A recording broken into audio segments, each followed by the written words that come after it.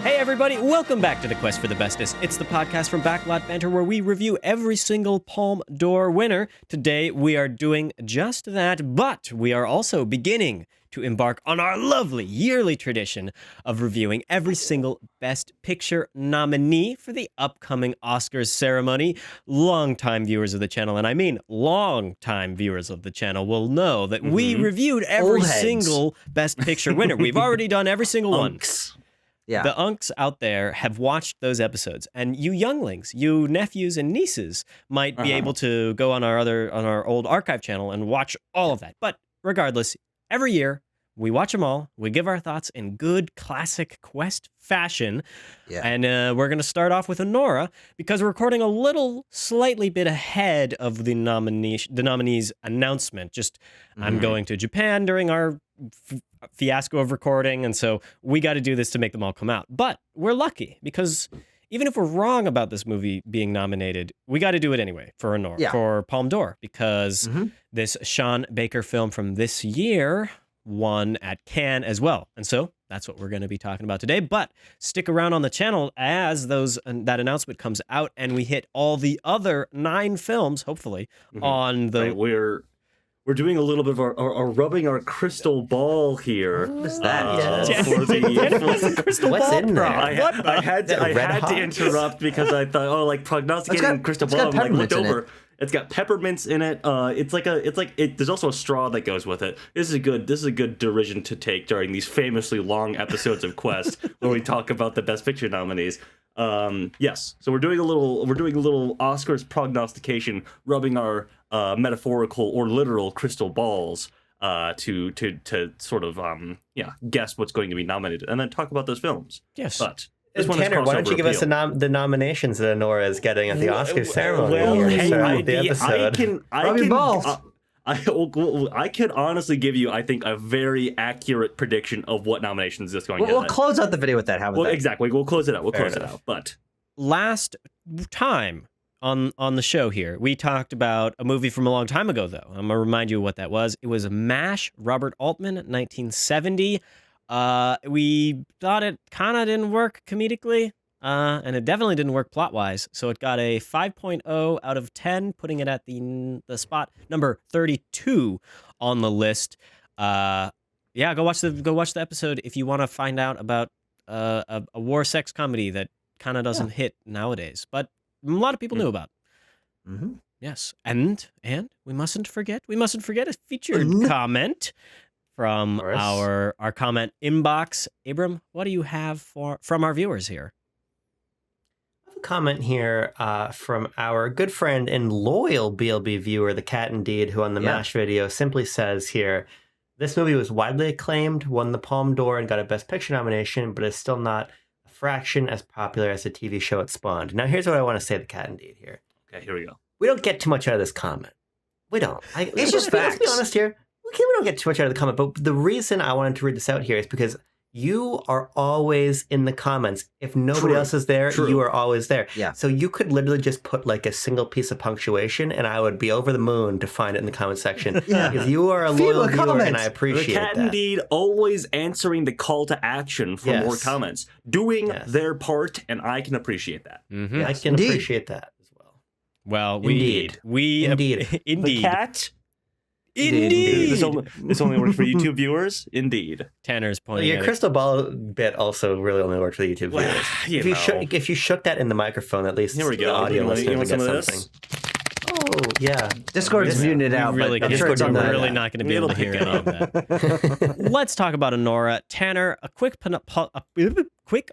synopsis, and then we will talk about our opinions of the film. What happens in this movie? Absolutely. So the titular Anora, or Annie, as she likes to go by, is a exotic dancer. Mikey Madison.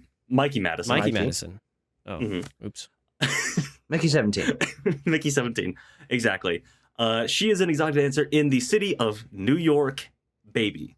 And she, she's doing her thing. She's getting on her grind, et cetera, and she is introduced to at her place of work, her strip club, which is called HQ, by the way, to In Ivan Manhattan. or Vanya. Exactly, or Vanya as he likes to go by. Vanya is the son of a very wealthy Russian oligarch and invites Annie, Anora, over to the mansion that he's staying at by himself, and they party, they do drugs, and they have fuck. They have sex all the time. They have a lot of fuck.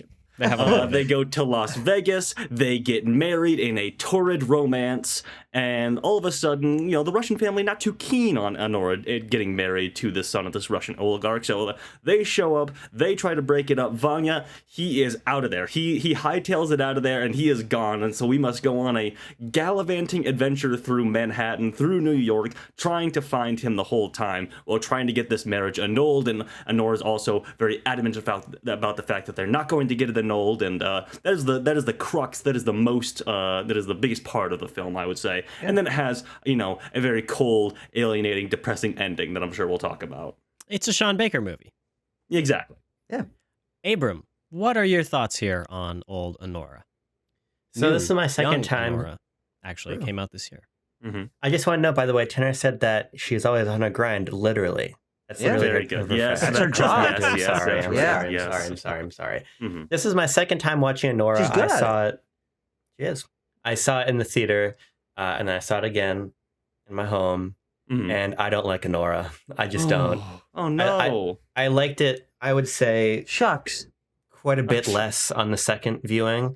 I think that the film introduces some very interesting ideas by the end, and I'm quite moved by the sort of performances throughout, but I'm really not taken by the filmmaking in large part.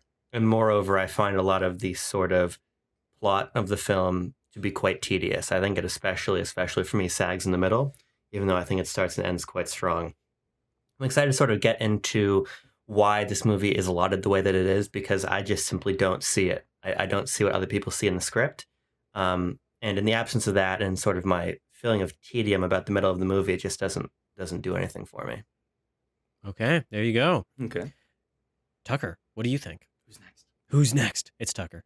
I agree with everything Abram said, but I also liked the movie. I came out the other side of a movie that I think has a pretty weak plot, a reasonably weak script, some good performances, and a lot of most of the middle of the movie, which I would say is like easily like 2/5 of the movie is just like this big chunk in the middle that I'm like, nothing's happening, man. I mean, this movie, like 3 major things happen, and yet it's still 2 hours and 20 minutes. I'm like, where does the time go? Like, it doesn't make any sense. This movie's like a time vortex. I still do think it's fun because it has this almost like Scooby-Doo-esque quality of like a group of characters that like don't quite get along, and like they're just like running around, and like it's like a slapstick comedy. There should be a scene where Garnick, Igor, and Annie and Toros are running in a various hallway of doors, and they're chasing each other, they're carrying each other, they're being chased by one another. That'd be good. Well, yeah, but it has this slapstick energy to it that I still think makes it a unique and enjoyable time. And for the most part, I like the characters, but I honestly don't think there's a lot going on here. Like, I agree with Abram. I'm really shocked by like the glowing praise this movie gets, because I think it's a fun movie. It's a solid movie, but I'm like, I don't really see much of anything else outside of like fleeting moments near the end that are like really as the movie speeds to a close, because it just drags and drags and drags and takes so much time and repeats and repeats and repeats for 2 hours and like 5 minutes out of its 2 hours and 20-minute runtime. Well, Tanner, you go next. I'm holding my thoughts. I'm prisoner until the end. Withholding. This is also my second time seeing it in the theater and then at home this time around. Same with Abram and everyone here, I presume. Yeah. Well, because we all watched it because we thought we were going to review it for Quest. Like exactly. Yeah. But also, I was a big fan of Anora when I saw it in the theater, and I come out even higher on it this second time viewing it, and I am excited to get into all of the reasons I found the entire 2 hours and 20 minutes of this film to be enthralling and quite moving and quite energetic for me. I didn't feel at all that it was a time vortex or some sort of metaphysical anomaly of any kind. But no, I think there is a lot of value and a lot of things to be mined from the entirety of this film and not just the ending, which I was a little bit more sympathetic to, like, that sort of feeling on my first viewing. I was like, oh yeah, the ending is really where a lot of the meat is. But this time around, I think there's a lot of subtlety to be found to the characterization, to the thematics of it throughout the film. And I would like to praise Sean Baker as director and writer for that fact. And of course, the performance of Mikey Madison, which I think on this viewing really cemented to me, like, might be for sure my favorite female performance of the year, up there with one of my favorites, with the amount of weight that what was expected of her, both physically, emotionally, and wordlessly, especially in this movie. Well, I am going to echo a lot of what Tanner says, because I also really liked this again watching it. I think that this movie has some seriously well done and very subtle class commentary. That this is what Baker as a filmmaker is very interested in. And this movie does it in such a unique and different way by putting this like upper v lower class dialectic. Oh God, I already used that word. By putting this kind of it's all downhill from here. It's all going downhill. This conflict between a sense of, the very, very top of society in terms of socioeconomic power, and basically the very, very bottom with a sex worker. And so this is a very interesting dynamic that I think just totally informs everything about the way that characters interact with each other.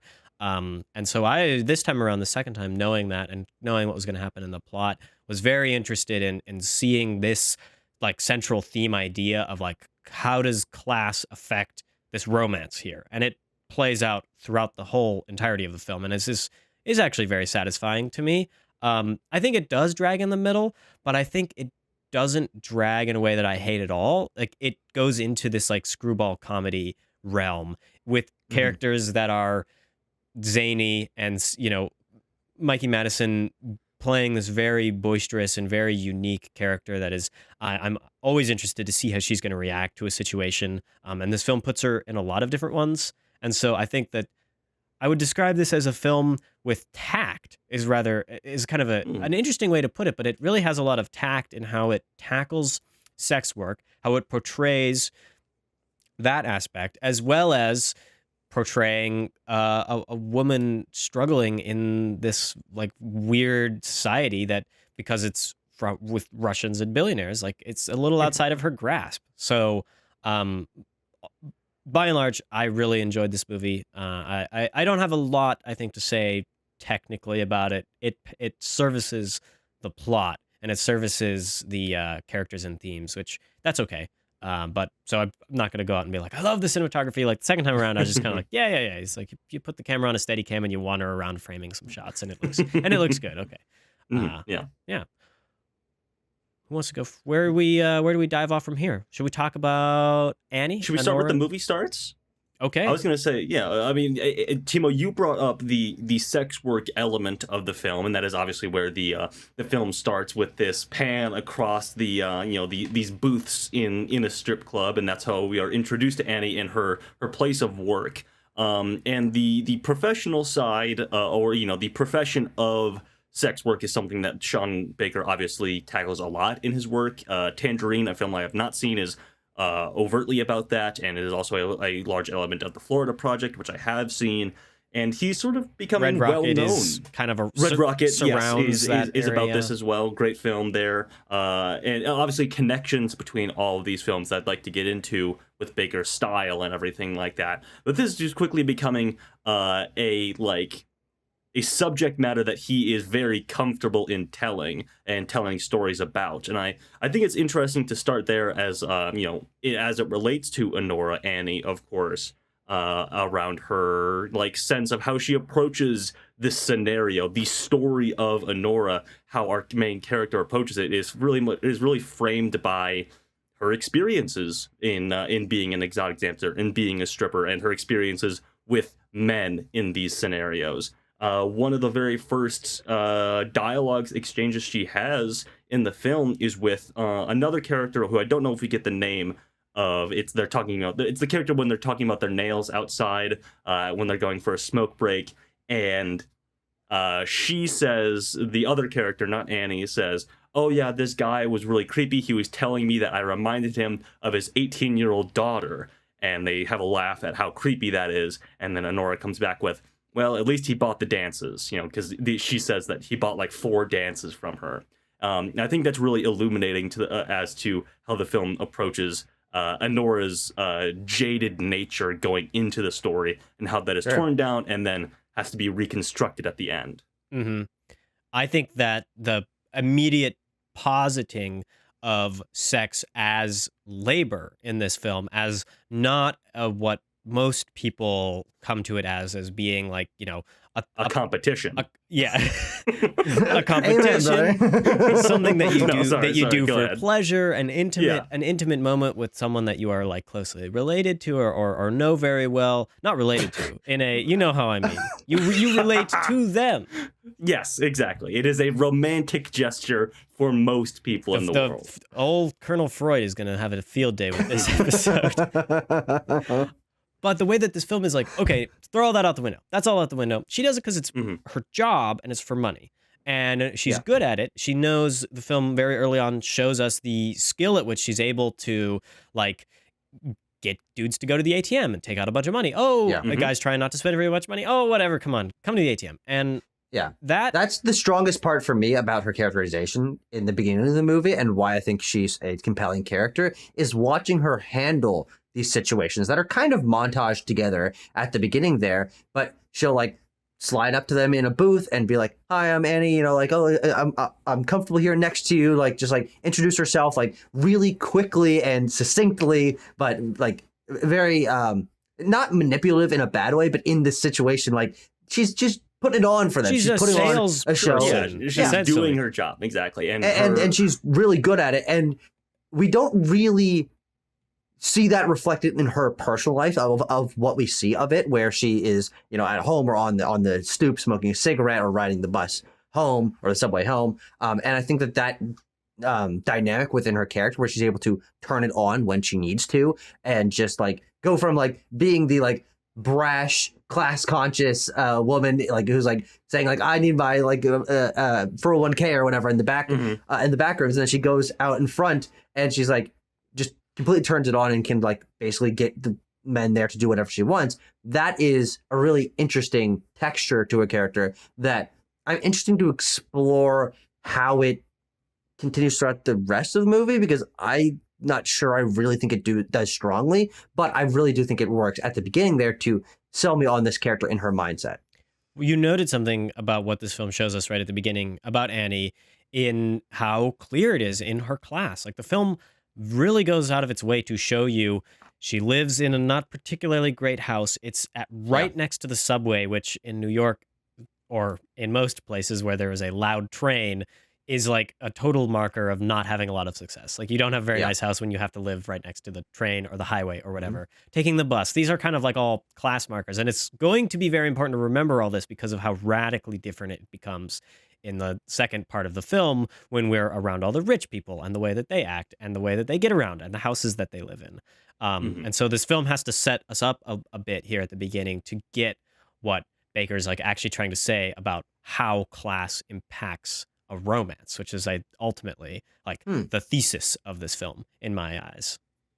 I mean, I think the film, we talk about 2 parts, but I really think the film operates in 3 different parts of varying lengths. In this first part of the film, we see Anora in her world and sort of the 2 worlds within she walks, both professionally and then her interpersonal relationship with her sister, which I think is really nicely characterized with very few words. I think you really get a lot of clear understanding about her situation. And then we have the portion, obviously, where she is in someone else's world. And we have the third part, which is what I find most compelling, and we'll get to eventually, where it feels like none of the characters who remain in the scenario are in a world they understand. And I think that beginning the film in this way gives you a sort of insight into Anora that's critical, particularly because in an overt way, we don't get that level of characterization out of her again for a while in the film. Definitely. We become obviously very heavily concerned with the plot, but then we also become concerned, as Timo's saying, with the sort of difference between Anora and the world she's put in. But to focus on the beginning, I not only think it's very interesting filmmaking, I think a lot of I think where the filmmaking feels the most alive, and this is sort of obvious, but it's in these club scenes in HQ. Totally I think agree. they are shot very interestingly. I think they're edited well. I think that it really feels like, in terms of humor, in terms of substance, there's a lot happening concurrently. And when there's these different layered tones, I think the film's at its best. In terms of the sex work in particular, I think an interesting dimension of the film, you guys are talking about it being portrayed just as labor, and I think I really appreciate how it just is that. We see Anora negotiate deals, and we see her do her work, but the film's not, in my view, not really interested in getting bogged down in the sex work. It's interested in it as a signifier of Anora's class, and obviously the family takes issue with it and calls her a whore, or calls her or whatever number of names. I believe at one point at the end, Vanya's dad calls her a night butterfly. A shluha. Yeah, he calls her on the plane. He calls her a night butterfly, which is interesting terminology that I had not heard of. Yeah, and so I think it's really interesting how the film, sort of very steadily and really without drawing into any question, it's not really interested in the sort of larger, in sort of positing, I don't think, anything with the larger societal cultural battle around sex work in the world, in Anora's world and in Sean Baker's lens. It is simply a trade that she participates in. And then you get into the discussion about how her work is viewed by others. And I think that's a very useful way to frame the narrative, because you become so sympathetic to Anora immediately, that I think all the insults that she faces cut even deeper, I think, because we're very closely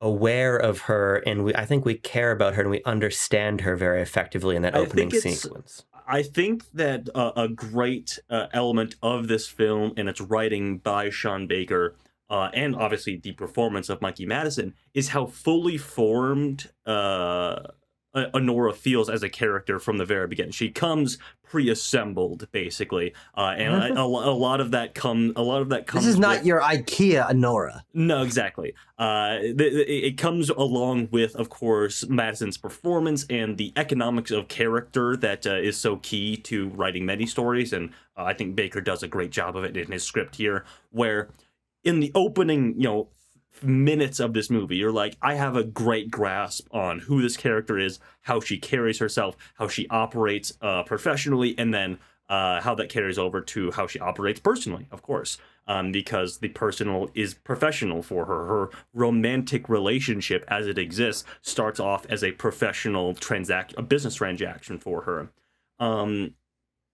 To frame the rest of the episode going forward, I'd like to lay down my proverbial trap card here on kind of what I think the movie is about as well. Timo sort of gave his thesis statement was what I think this movie's about.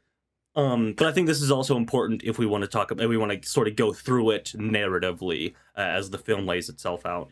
I think that Anora is about, Sean Baker has made multiple films about sex work, and how Abrams sort of talked about the film isn't really interested in tackling that because Baker has examined that in his previous work. It is perhaps his most wide-reaching thematically film, which is, I think, why some people can feel a little bit distanced from it. But for me, Anora is about, it's a very bleak modern-day tale of how the promise that is given to us, not even like the American dream, because there's plenty of films that are about deconstructing that, just the promise of like, there is a lucky stroke out there for everybody. Not even that you work hard, you put your nose at the grindstone, and you get what you deserve. That's gone out the window, and Baker recognizes that. The idea of you can hit the lottery and make it big, and the opportunity is out there, that is also a lie, is what Anora is about. There is no such thing as opportunity anymore. There is only the station in life you are given. And Anora, at the beginning of the movie, recognizes that. She realizes that. She is living in that realization, in that reality. She is fooled by the gaucheness and the opulence of the billionaire's life, where she's like, this could be mine. I might have made it.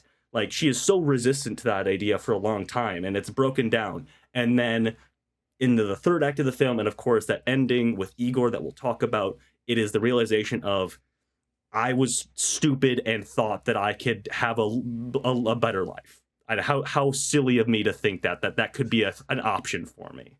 That is the cold, bleak, dark story of Anora, I feel. I also want to raise one other thing, because that's a really interesting reading, Tanner, and I agree with you. But what I was noticing on my second watch is that Baker establishes her character, but also establishes a deep insecurity when we first meet Vanya. Yeah, sure. That I think is actually quite critical to what you're trying to explore here. Her hesitance to speak in Russian to him is very key. And I think what we're looking at, and why I would agree with you, Tanner, that this isn't particularly about a sort of archetypal American dream and its shortcomings, is a lot of concern in the script and in our characters for different culture. And I think some sort of belief in or resignation maybe in an American culture that is flawed.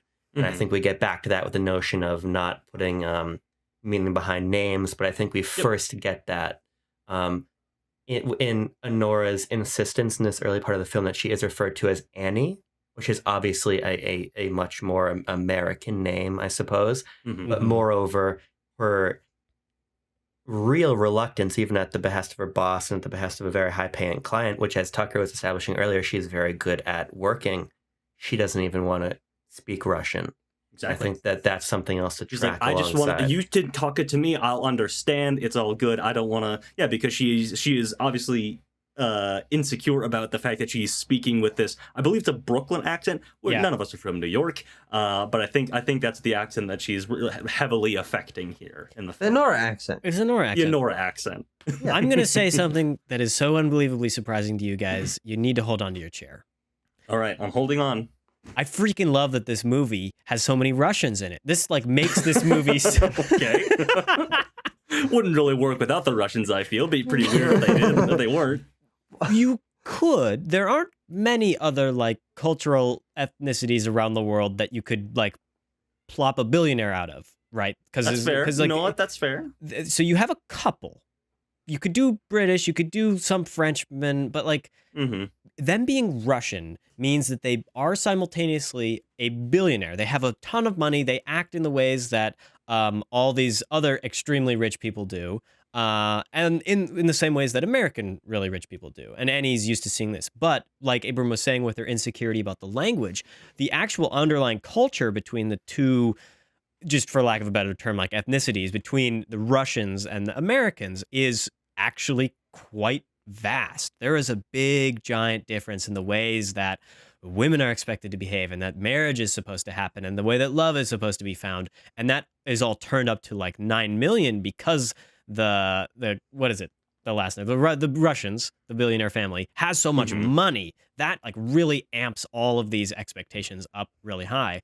And I just think to that moment in which, to jump all the way to the end of the movie, in which the mother tells Annie that a Russian is terrible, that a Russian is like not up to par whatsoever. And that like laying bare of this cultural insecurity and this lack of kind of that Annie displays that she doesn't necessarily connect all that well with her culture, other than she is American through and through.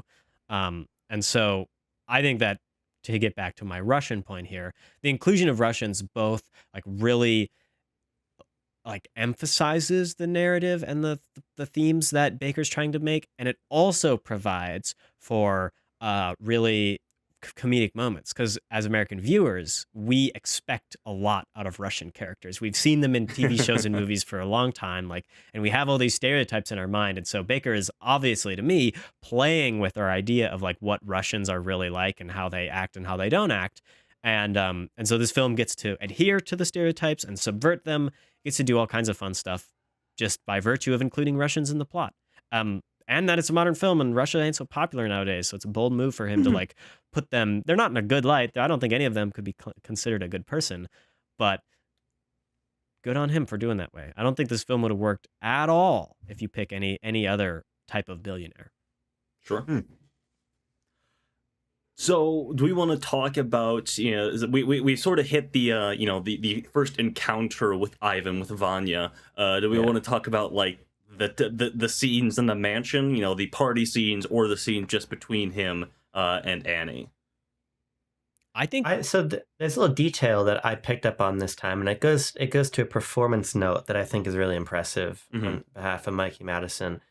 You were saying before, Tanner, this notion of what she accomplishes wordlessly, and obviously there's a lot of facial acting, a lot of just eyes, a lot of emotion in eyes, but there's a couple moments in her early relationship with Vanya that are just on her face that I think are extremely interesting. I think about the moment when after she's danced for him, and they're on the couch, and she remarks like, you paid for an hour. Do you want to go again? And they have sex, and he finishes extremely fast. And there's this look on her face, which you can take on a level of, oh, she's amused by his lack of sexual experience, but there's his also childishness in that regard, maybe 100%.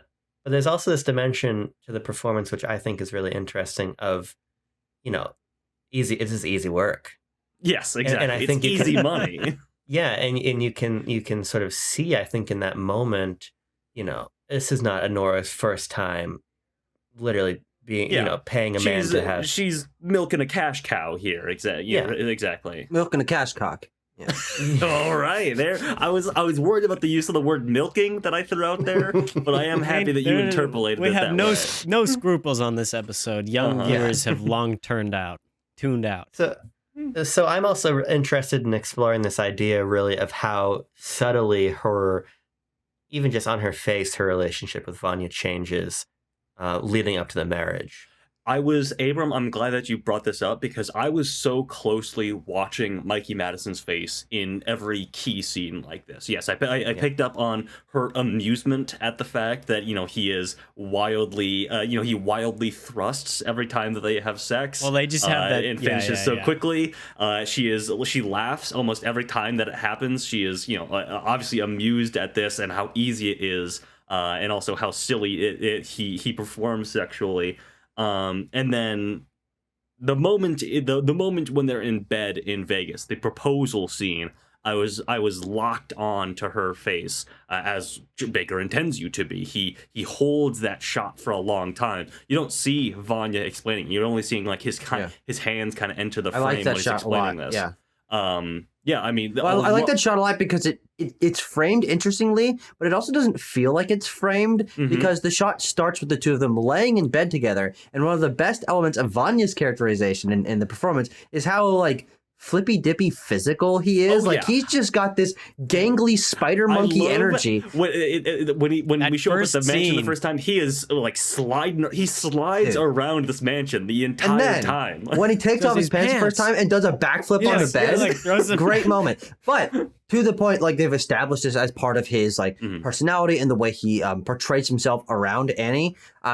In that when they're like talking about the proposal, they're laying together, and then he gets up and he like, does a little move, whatever, and then like situates himself like above her, but he's just like kind of moving around, and he's got this like big gesture in his hands, and then it's framed in this interesting way where she's taking up the bottom like portion of the screen, and his hands are in the frame, and I'm like, that's a really smart way to key you into just her reaction. It does not matter at all what Vanya is thinking in this moment. He's seemingly, from what we know about him, not all there in the head anyway, so it's not like he's putting a lot of thought into this in the first place, but the framing definitely indicates that, and I like that it's not like, we don't cut to that. There is this motion that then transitions it from a, whatever, they're laying next to each other, two-shot, and not particularly exciting, to something that does have some like thematic meaning and then focuses you in on her performance. And then, I mean, that is the moment where it's like, where you can see, this is the moment where Madison and Bacon have decided, like,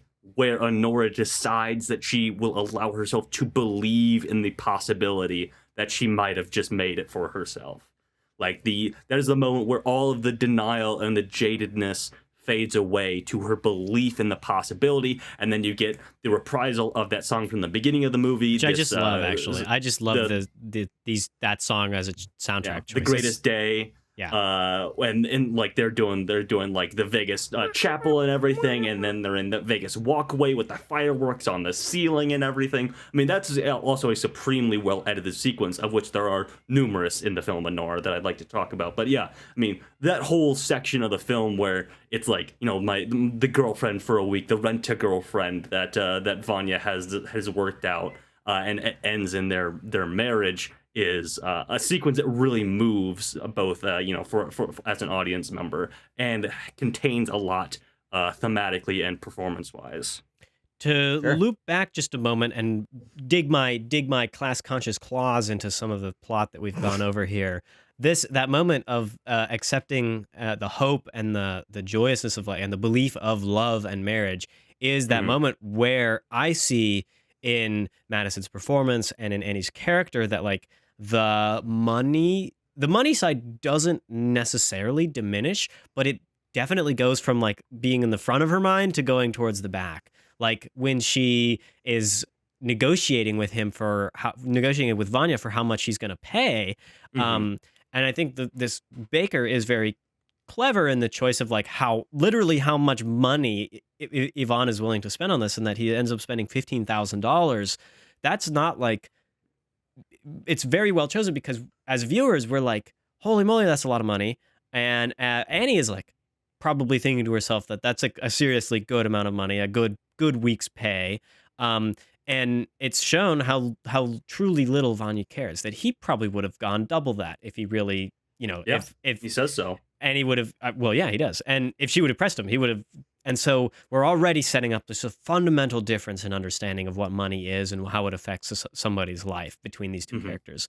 But I do think that this idea of marrying into wealth, marrying for love, but definitely also for this promise of extreme riches, factors into this decision right here. It more, I think, has, in terms of like the consequences of this decision, like Tanner was saying, I think this is a romantic, a true moment that is somewhat untinged by the thought of money, but the film is looping us right back into that. Like, the reality is these things cost, and that Annie stands to gain a whole lot when she comes back to the club and tells her friends about, or it's before she leaves. It's pretty clear that she is like, hell yeah, I'm going to be rich as balls now, and I don't have to worry about anything. I'm going to go hang out my mansion. I'm hanging out my mansion or whatever. Her gloating about that to her friends, I think, really shows that this is prime on her mind as a character, the money side. Yeah. I'm also really interested in a line of dialogue there when she leaves the club about having her honeymoon at Disney. Yes. I don't feel like I really have a full read on that yet, but I think if we're thinking about this sort of a cultural difference, right? And we are thinking about American culture, this notion of like the ideal honeymoon being at Disney World. Yes. I think is interesting. I think it says something to me about her character and the sort of, I think, reverence that most American kids have for Disney. This sort of cultural notion that Disney is like the vacation. Like if that was like the thing when I got to go to Disneyland when I was like 10. I'm like, can't believe I'm doing this. It was a big deal. Yeah. And it's all downhill from here. Exactly. Well, it certainly has been. Well, no, but also because Super Nintendo World hadn't been announced at that point. Oh, of course. It's crazy. I was literally about to say that because the Donkey Kong theme park opens just in a couple months, and then we'll be back up on top. What if Anora had said, and we can have our honeymoon at Super Nintendo World in Japan? In Osaka, Japan. This would be a 5-star for no, there's one in California. Is there one in California? Okay, perfect. Yeah, it doesn't. The one in California is not getting the Donkey Kong Land, though. The one in Orlando will be when the Epic Universe opens. But let's get back to something explained all of that, by the way, in that dialogue, that dream dialogue. The point about Disney, I think it's interesting culturally, because I think it goes back to something that Tanner was saying earlier that I'm starting to get a little more keyed into, of her like being prototypically American, even in that way of just like Disney's like the great thing. That's obviously something we don't see that a lot, but it's from that line, it's like, okay, that's something she has a lot of reverence for. But it also, to me, my first reading of that is, well, she didn't really get to have a childhood. And she still is childish in some way and hanging on to this idea of reliving the fun childhood moments that, frankly, Vanya allows her to have. The idea of having a vacation, being carefree. Yeah. And that, I think, colors her character in an interesting way because she is someone who is class conscious, as we've been mentioning. She is independent, but I think she also isn't like particularly fully developed in the way that she would understand like the consequences of her actions and the way that things are going to work out, because she falls into this situation that she certainly helps push on and then has to pay for those ramifications. And I think the Disney line is like, yeah, she's still a child at heart, and she's not fully keyed into like she's an adult and she like needs to take all this seriously. She is our age. She's 23. Yeah. Point of order about the Disney line, since we're dissecting it. Two things. I think it is overtly a thing that she calls out that she wants to be like Cinderella, stay in the Cinderella suite or whatever. Sure. This is a dark inversion. It is a dark inversion of the Cinderella story. Yes. Point of order two. This is where a working familiarity with the past films of Sean Baker comes in handy. The ending of the film, The Florida Project, is a like imagined sequence of the little girl, the main character of The Florida Project, like running through the main drag or whatever of Disney World, running up to the Magic Castle. Like, it is all about this childhood wonderment and how it exists in the like that movie is set in like the larger Orlando area, this tourist trap, like sort of sun-washed area that Sean Baker takes a very interesting eye towards. But yeah, the ideas that you both Abram and Tucker are talking about like this idealized American childhood that is obviously tinged with the biggest media company in the world being in charge of it, is something that Baker is very much keyed into when he says, oh yeah, obviously this 23-year-old girl who's never been to Disney World would idealize the idea of going there. This especially key on like childhood a honeymoon memory too. That the Walt Disney Corporation has told everyone in the world that you have to do this. This is a key experience that everyone must have. That like every child deserves. Exactly. Yeah. It's just pay us like $1,000 a person. Exactly. It's harkening back to a moment that Baker has already sort of done in a previous film in an interesting way that I really enjoyed. I think they make an interesting point about it being a facet of Annie's childishness, because I, on the second watch, was really zeroed in on just how immature Yvonne is, and just how like just now picking up on that. Just now, I probably it's picked it up. It's subtle. You don't quite notice it on the first couple watches. No, the way that like his having so much money basically means that he hasn't grown up at all. But bringing up that Annie isn't all that different but in a very, she has been forced to harden, and by living in the world and having to pay rent and buy groceries or not, according to her sister, like that has diminished a lot of her. Her sister never got the milk. She never got the milk. And that's the true tragedy of Anora, is that she never gets milk. Annie is still quite childish, but the film, I think, and because of her situation and her character, she has to hide it so much more. And so I'm interested to see kind of in what areas it actually shines through, because it's shining through so obviously all the time from Vanya that we just kind of, it's a little overwhelming when I think it does play into both of their characters, and it is part of the dynamic between both of them. Well, both of them, I think, have sequences. Anora's is in the middle of the movie, and Vanya's in at the end, where the childishness is more put on like explicit display. Obviously, Vanya very childish at the beginning. I'm not denying that, but I think for Vanya, he's childish sequence the whole way through. Yeah, of course. And he's not one with a character arc. He's there at one note all the way through. But the sequence near the end of the film where he is drunk / hungover out of his gourd is very much like he's a baby who needs to be taken care of, like needs to be held up, needs to like had his like not his rights read to him, but like be guided through a court case. Like everyone takes care of everything. He's just there to like signed the thing and like they're gonna pass him on. That's him being very childish in that last bit. But I think also Anora gets a sequence when she's, I think much more rightfully so, but still I think heightened way, throwing sort of a temper tantrum in the middle of the movie and kicking and screaming and breaking things. Of course, she's defending herself, but that is definitely her, like the extent to which like she just like panics and freaks out and like all this stuff is like her like reverting to this like childlike like freak out state. And everyone's like, well, calm down. And she's just like screaming and all this stuff. I think they each have their own childishness, like heightened in different ways across the course of the film. Yeah. Mm-hmm. I just hesitate to call that like a childish moment for Anora.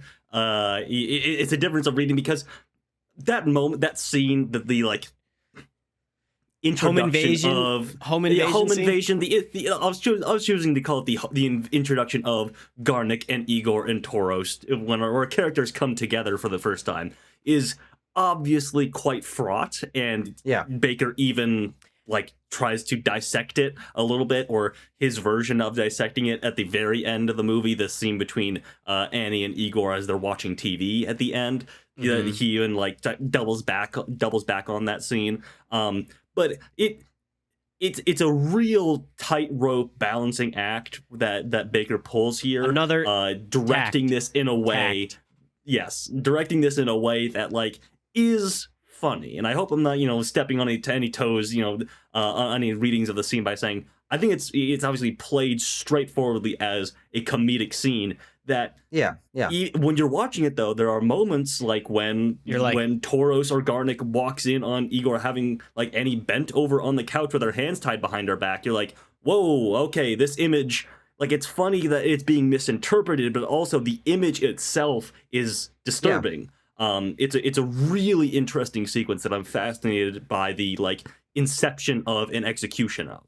Yeah, I do want to say I think it's the comedic edge to that scene that takes it to the reading in which I'm going. Like, this is a sequence in which like multiple people are like, whoa, hey, what's happening? Like everyone's out of their element. Yes. Everyone's trying to figure shit out. Exactly. Things are being thrown comedically in the air and people are flippy dipping and all this stuff. And each reaction to the things that she is reacting to in like she's defending herself in this is stressful way is like freeze frames, like, comedic, like zooms in on people's faces and stuff. It's like American Pie, like him getting caught with his dick in the pie kind of thing. Yeah, he's like, exactly. This isn't what it looks like. Yeah, so I don't like this scene at all, and this is where the movie goes massively downhill for me. I need to level two very subjective issues here. All right. One, I don't like how this movie looks. I hate the overuse of fisheye and vignetting. I think that it leads to a lot of the shots just looking very samey and feeling very muddled. Now, I get that there's a stylistic rationale for this, but I don't like it. And I also hate how much there's screaming in this movie. They scream too much in this fucking movie for me. Now, I'm not saying that that's pointless. I'm just saying for me as a viewer, I can't get over that. I think I had my laptop volume at like 8 in that scene. Sure. I did wonder what my neighbors. I did wonder what my neighbors were thinking when it was just a woman shrieking for about 10-15 minutes. I was like, should I turn this down? I don't want to, but should I? So my feeling on this scene is that there's some interesting stuff happening here in that this is the moment wherein Anora's bodily autonomy is gone, really, in a very literal way in the scene. She's physically restrained. And as you were saying, Tanner, the imagery, whether it obviously attempts for this comedic screwball nature. But for me, I think that part of my issue with the scene is that I just can't get a good read on where the line is between the comedy and the commentary in the sequence. Because when I look at this part of the movie, I'm thinking about a couple things. I'm thinking about, okay, well, this character who has had immense control of their body and themselves to this point in the narrative, that's suddenly been stripped away. Moreover, we're now in this very dangerous situation. And I think for me, the danger is why I don't read Anora's actions as childish in any way. we come to see in dialogue from Tauros after we see that Tauros has the power to dictate what happens to Anora. Mm-hmm. And we come to learn the different stakes, the different resources, the different spheres of existence that Anora is in and then other people are in. You know, we have Tauros talking about the ways in which he can go about getting her arrested, the ways in which their marriage, while legal in a very literal sense as a legal marriage, is completely irrelevant and stands no, real chance he's of laying existing. out the the case against you that we're going to, and get you in trouble with the legal system. Is like you lured him into all of this. He's laying out the narrative that they're potentially going to spin. Yeah, and so I think for me as a viewer, the power of that and the juxtaposition of where Anora is in that sequence compared to where the film had her before, to me it just reads as so imperiled that I just don't find it that funny. I think it's funny when Vanya gets off the couch in his boxers and his dick is hard and he's running to the door. Well, hard dick's always funny. That's always funny. I think, and I think when the film is speaking trying from experience, there, buddy. Mm-hmm. Laugh every time. I think when the film is finding pockets for the humor to thrive in, I think it works. Okay. But I feel like when we're layering more and the implication is so strong and so dangerous, I don't think it's effective. I don't find the mix of comedy and commentary effective. I feel Baker pulling back in that scene. I feel like other directors, ones who would be trying to make a name for themselves or be flashier, would have pushed that scene farther and would have had the Gopniks do worse things. Would have had Igor be a worse human as a character and gone beyond in the assault and gone beyond in the sexual harassment. There's some of that happening, but I think that the restraint that Baker shows might be playing into that, because I think he doesn't go very far with it in the scene and is very conscious. I feel the direction in the scene to Igor, once he gets into that position, he just holds her above her, just in a very awkward looking, and the direction of Igor's face is he's not happy about doing this. He feels sunken into the couch. He feels very unsure about doing this, but also he's got to do it. Tauros points it out, she's on your lap, dude. What are you doing? Yeah.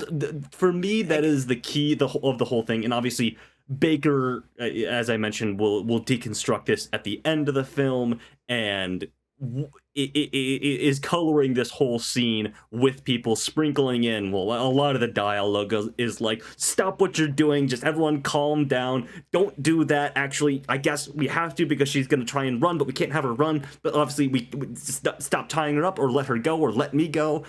These lines of dialogue are being thrown around all the time, and the implication, I guess, is a word that you threw out that I think is just different.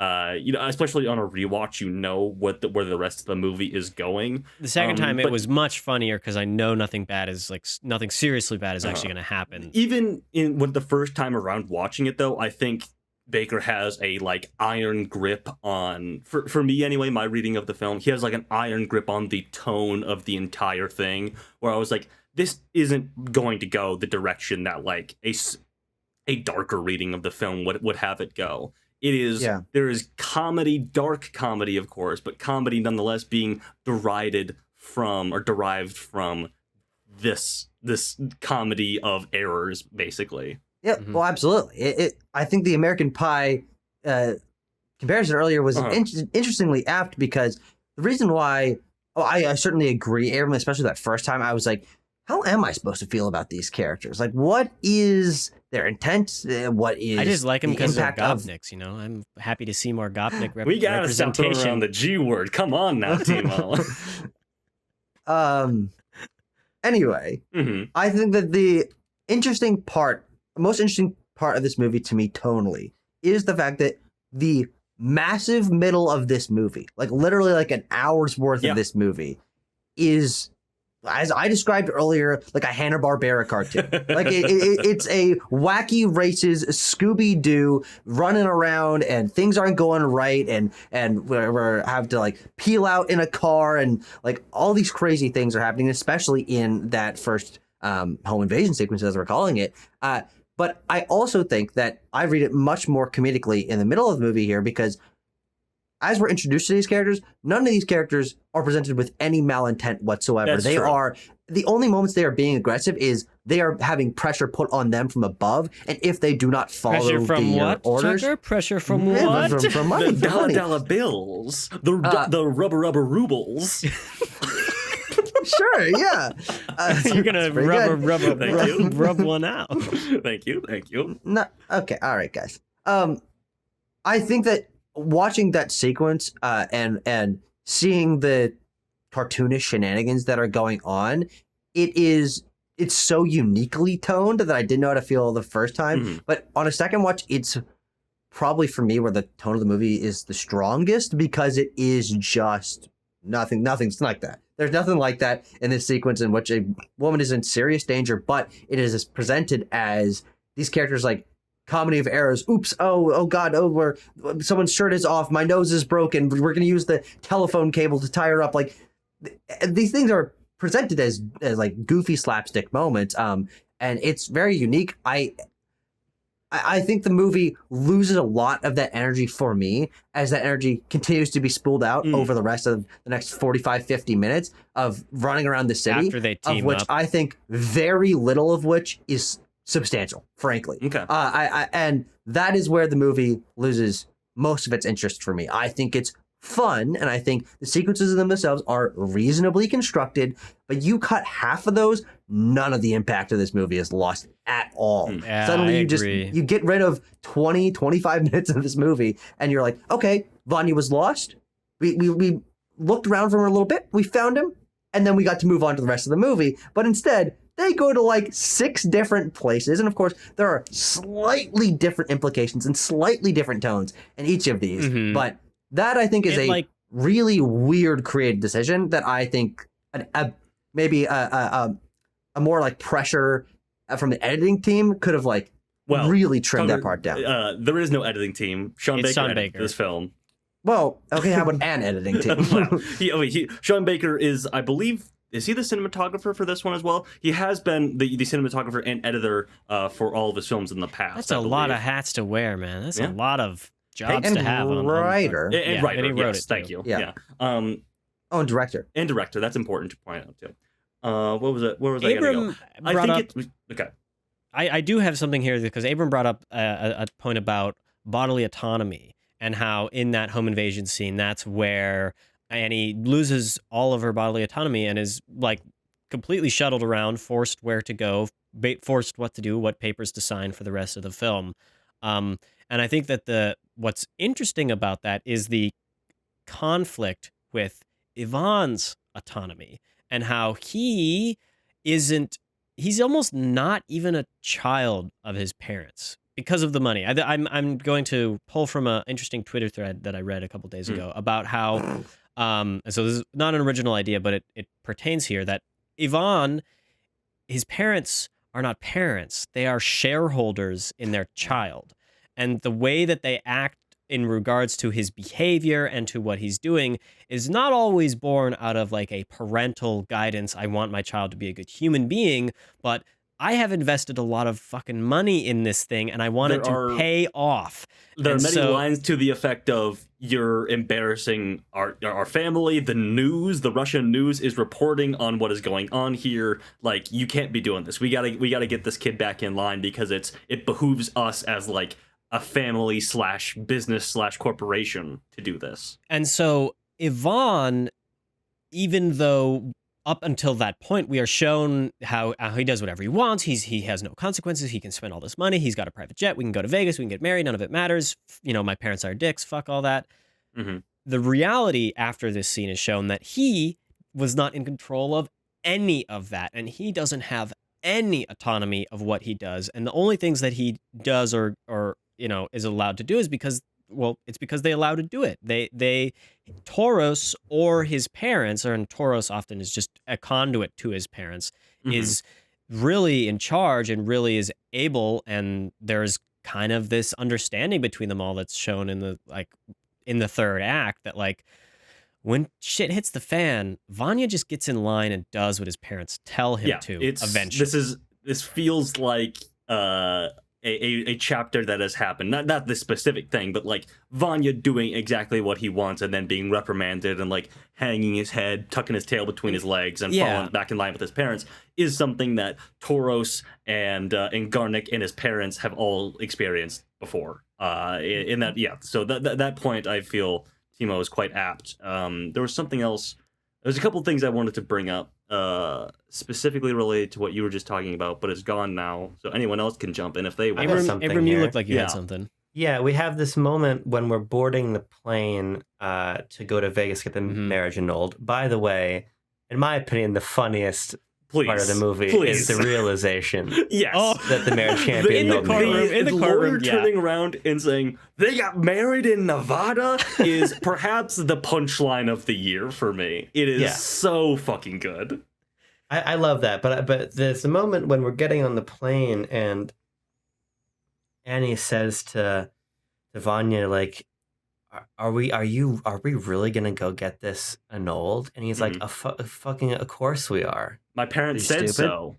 And I think it returns to this notion Timo is positing, not only it goes back to your notion of not having control over his own life, but moreover, I think if we look at how that relates to Annie and people like Annie, their lives are completely irrelevant to him. To his parents, Annie represents this social threat, this financial even threat. Yeah, she's an embarrassment to the family, but to Vanya, she's just like something to enjoy for a little bit until he's told to move on. And so it's not like I don't think we're ever supposed to really feel like the marriage is built on anything foundational, but I think that the punch towards the end of the narrative there, that even in Vanya's mind, has no interest in putting up a fight because this was simply not going to work out anyway. For him, it was always kind of a gaffe. I think is really illustrative of the fragility of the life that Anora has. She has no power to defend herself in any sense. Oh, dude. Yeah. And sort of the unfragility of Ivan's, that he could do all this stuff and it doesn't even matter. He still just goes back and has a job and money. You're going to start working next week, young man.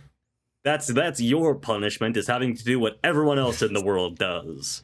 I mean, jump of the gun a little bit. I wanted to go through the film a little bit more. I wanted to talk about the screwball scenes, but since Abram brought it up, I will say one of the scenes of the movie for me, and it all circles back to what my trap card, my thesis statement about the movie I made at the beginning of the episode is when Annie refuses to get on the plane, and she's like, "I'm gonna lawyer up.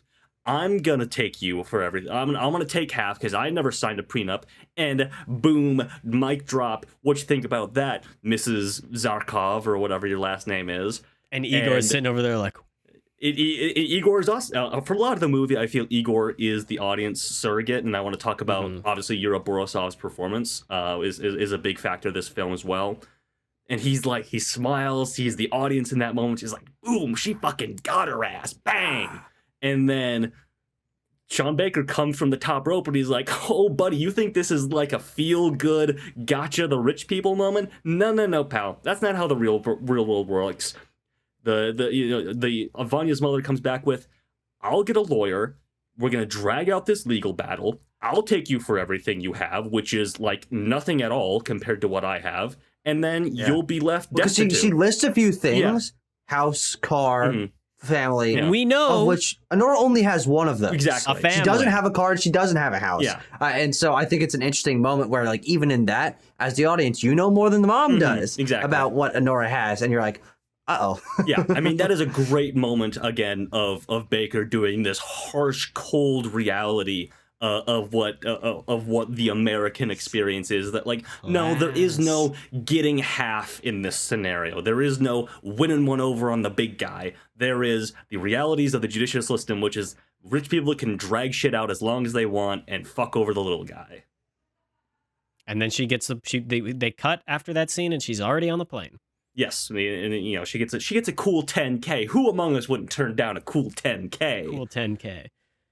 Anyway, this is going back in time here. Okay, let's do it. But I'm just an editing move that I thought was really interesting and speaks again to this disparity in position that Anora has.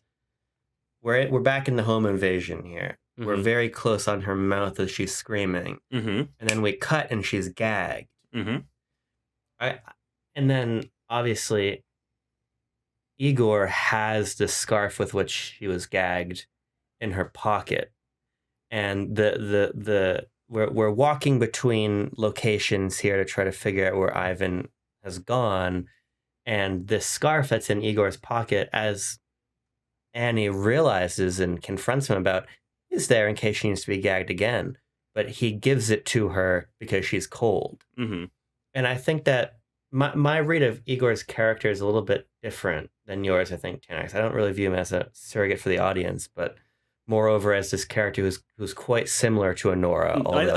I read it on the class line. I should say. Yeah, that's fair enough. But I think this continual notion of every dimension of her life for the next hour and 20, 30 minutes of screen time is now at the behest and opinion of the men around her. Until we get to the wife, who I think is a very interesting character that we've talked about.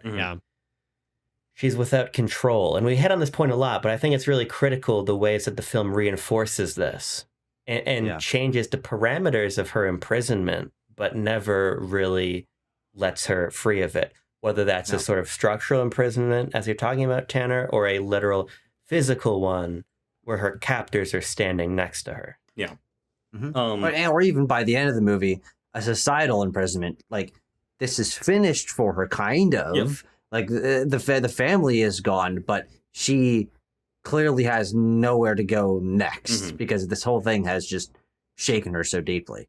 Okay, so I do want to talk about the middle act, the second act of this film, which it has been brought up. Wacky races. Yeah, the wacky races element of it.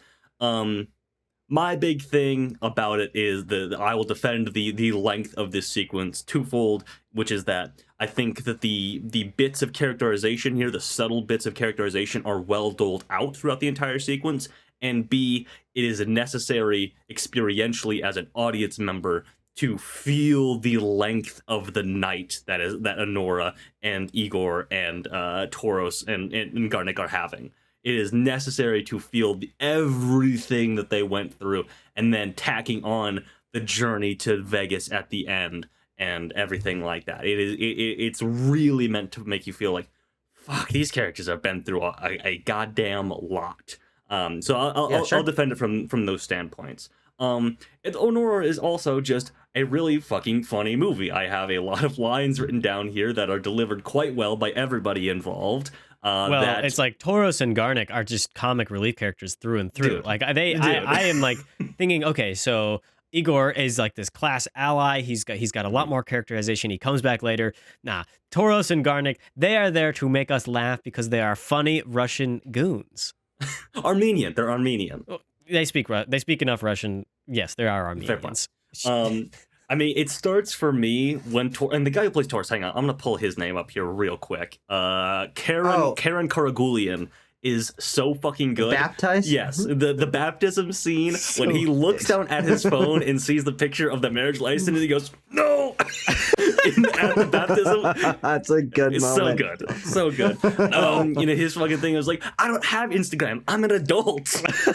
And then his rant about like, you people, yada yada. I had a job when I was 16 years old. Like he's nailing all of this. Like he is the one that's like, my fucking wife has to use this car tomorrow, man. It fucking stinks in here. You can't tow my car. Like he is the crown king of being so over this shit, because as he says, he's had to deal with Yvonne since he was 6 years old. He's had to put up with this shit for nearly 2 decades at this point, a decade and a half, and you can feel like the wear and tear of his like, God, I gotta organize all this. I gotta figure out what this fucking guy is. I gotta take all these people with me. There's a guy throwing up in my car. There's a lady who was like, who could run away at any single moment. There's, this other Russian goon guy who is just sitting behind me. I don't know what his deal is. I love his performance as well.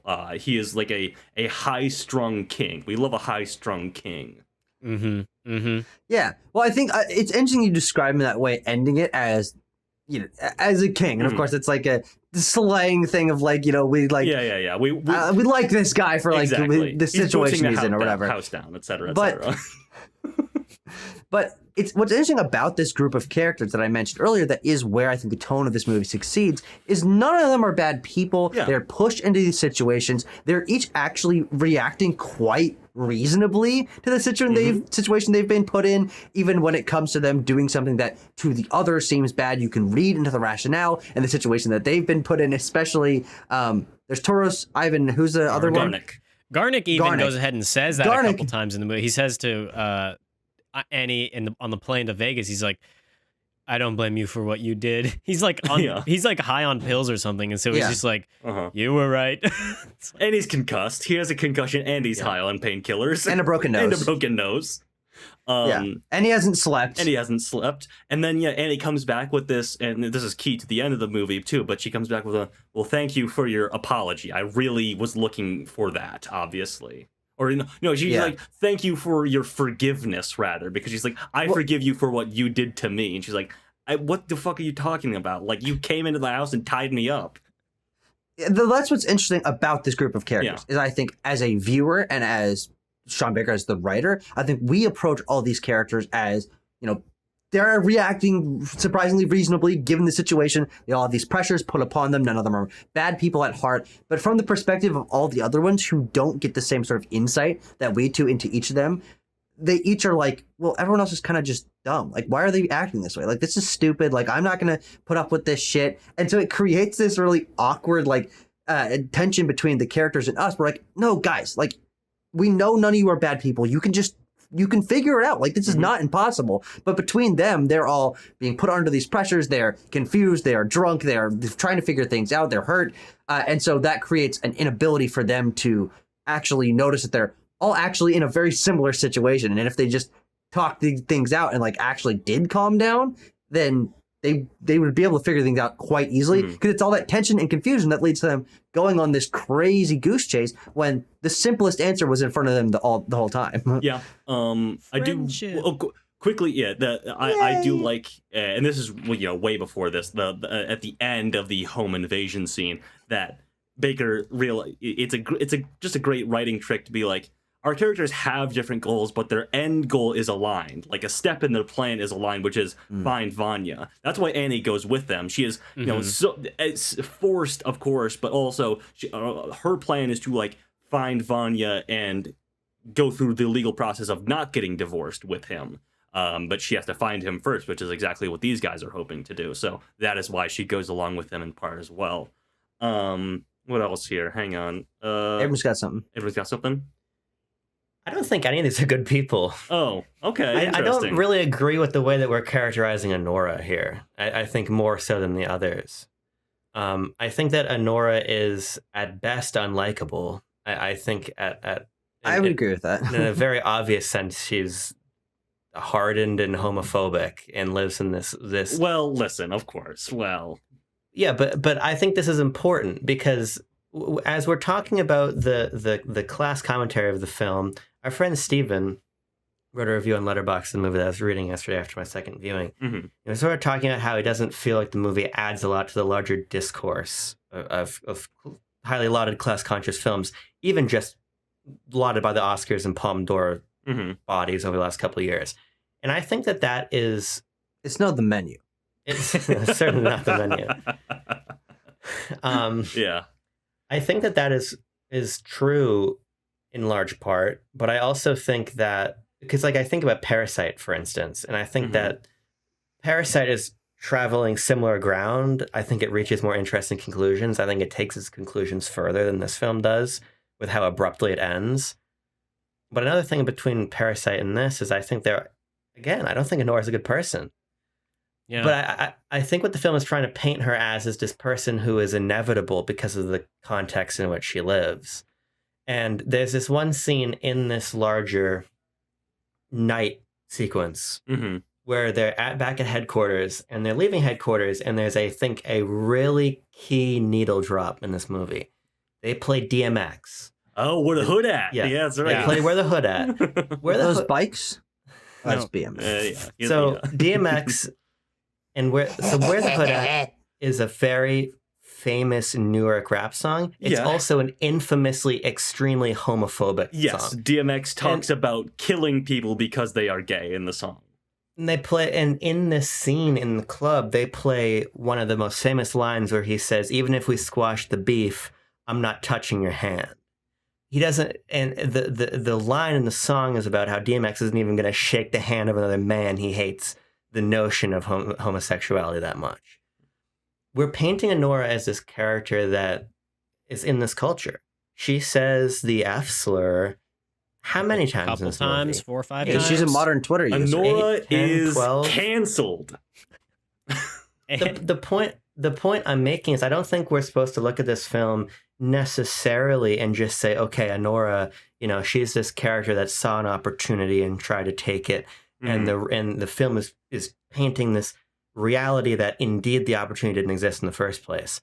I think that the nuance that Sean Baker is trying to introduce that I just don't find super effective, but I think is there, is that Anora is very prickly. She's not a great character word. I feel sympathy for in a lot of ways. She's mean. She's really mean to Yvonne in that final scene when they're discussing what kind of happened earlier in the week, and like it's that one. She is like stinging and biting and prickly to the max to him then, and is like that to Diamond at headquarters, and like it comes out to her sister. Yeah, in these certain moments wherein it is kind of like a fuck you, I'm getting mine kind of mentality, which results in people just being really, really mean. But I think if I can tag that also to complicate it, again, these are her captors. And so to me, this is where I think this middle portion of the film is indicative of why, to me, the script just doesn't really hold water for me in a larger capacity. Because I get that it's a heightened reality, it's a comedy, it's a movie, I get it. But I find this uneasy alliance they enter into for the sake of finding Vanya to just put our characters in a position where it becomes hard to really read the way that Anora operates in the world.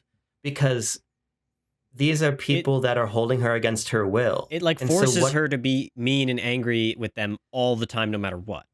Yeah, right? And to me, it makes it complicated to try to figure out and get to the heart of this person who I think is indeed mean and ugly outside of these contexts. But we spend so much of the movie in this real contrivance that I don't think you can even look at that sequence with her and Igor at the end of the movie and be like, okay, yeah, this is indicative of her character. In her mind, through the way she views the world, he was going to sexually assault her. And so I just have a really hard time with the middle of the film because I just don't really know what I'm supposed to get out of it. I don't feel like it gives us the space to characterize Anora the way I think she is. So sure, you bring up a lot of interesting things there. A lot of which I don't agree with, obviously. I do find them interesting, obviously. I guess what it boils down to for me is the classic thing of like, is she likable? Is she a good person? I don't know. I find Madison to be a very charismatic performer, and so that is why I am involved in Anora, in her character, in her journey. That is a large part of what's going on. And obviously, we're not saying that characters in movies need to be morally good people to be compelling. No one is here saying that. But she is relatable on some level. I mean, a lot. What ties into my sort of thesis on the movie as well is like, who wouldn't take that deal? Honestly, who in her shoes wouldn't do the exact same things that she does? And in the moments where she is like being fucking, mean to Garnick and Igor and everybody, Igor is meant to be like this affable, if not, like sort of fish out of water situation where he's like, I don't really know what's going on. I'm just kind of doing what I'm told because that is my station in life. Which is in itself class commentary as well. She's being mean to him, and you're like, well, yeah, like she is also everyone in this car is high strung and it smells like vomit, so everyone would be yelling at each other and she would be pissed at everyone in that room. So it makes sense to me why for a lot of this she is so mean to everyone. Outside of that, if you want to talk about her interactions with Diamond or her sister or things like that, I think you can sort of levy a similar thing that like she is hard up. She is in a very fragile situation in a city where people are famously sort of not the nicest. There's not a lot of Midwest nice to go around in New York City. For sure, no. Hey, Tim, are you want to move to New York? Exactly. Sure, nah. Yeah. So to me, it all colors the character of her, of the cold East Coast sort of jabbings that go along with interactions that Anora has. So yeah, I guess I find her likable in that regard, insofar as I'm invested in seeing her try to succeed, I guess. Mm-hmm. I mean, to clarify, like, I don't think my view of her as prickly or unlikable is to the detriment of the film. Okay. I more so feel like the film doesn't really have enough opportunities to dig deeper into her. Sure. Okay. Well, yeah. That is that is. I've seen that criticism levied by actually a lot of people online, that we just don't know enough about Anora's character in this movie. And I think to our discussion earlier, we Tanner, I liked your phrasing of we meet her fully formed already. I think that's true. Mm-hmm. But ultimately, because the plot operates in this very theatrical way of, we need to go on this big night-long journey here. Lots of momentum. There's we're rolling through plot, and we get these relationships between characters, and I think the scene at the diner is interesting. Again, as she's calling Igor, the F slur and all this stuff, and the R word and all these things, and I'm like, well, this is actually quite interesting, because I think this gets more into this world that Anora is from, where they're still playing DMX in the club, and I think that that's important. And I think that that's what elevates the film beyond a bleak and true, but again, simple and repetitive class theming. I think it's her cultural insecurity. It's the place she's coming from that make her interesting. So it's not, and I think that Mikey Madison gives a lot to the character through her physical performance, but I think that there's a depth and a side to the commentary, cultural commentary, that you can't get on a face. You have to get it through the script, and I don't think the script provides that. That's where I hop in and say, like, yes, the ideas that you're talking about are there, but then I drop in and I say, well, the thing that I said at the beginning of the episode is kind of what overhangs or underlines rather the entirety of the film. That is something that I have not seen a lot of class conscious, Palme d'Or winning, potentially Oscar winning films tackle. That specific idea of like 2020, well, obviously 2024 America, but like the idea that opportunity as a concept is completely eroded and fabricated, and you would feel stupid if you fell for it. Like, that is kind of the thing that Sean Baker is pointing at, is like the reality is that opportunity doesn't exist. And when Vanya's mother calls Annie, or when Vanya says, "Are you stupid?" It sort of hits deeper for me reading that line, being like, Annie does feel silly or stupid even that she fell for this facade, that she allowed herself to take down these walls and believe that a better life was possible for herself.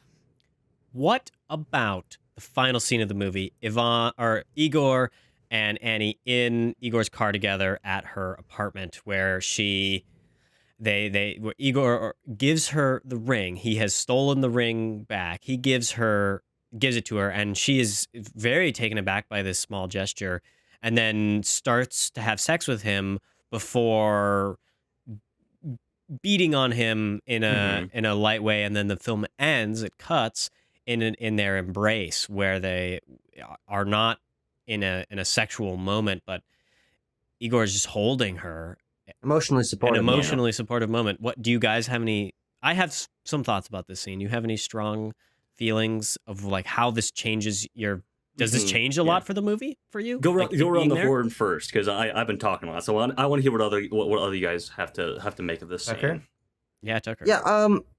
I like this moment a lot, because this is the one moment that I feel like a lot of the rest of the movie is missing, though. But because it is included, I find it hard to criticize the other parts of the movie for not having it, which is, this is the moment where her guard is actually let down and her emotions and sympathy are able to be released.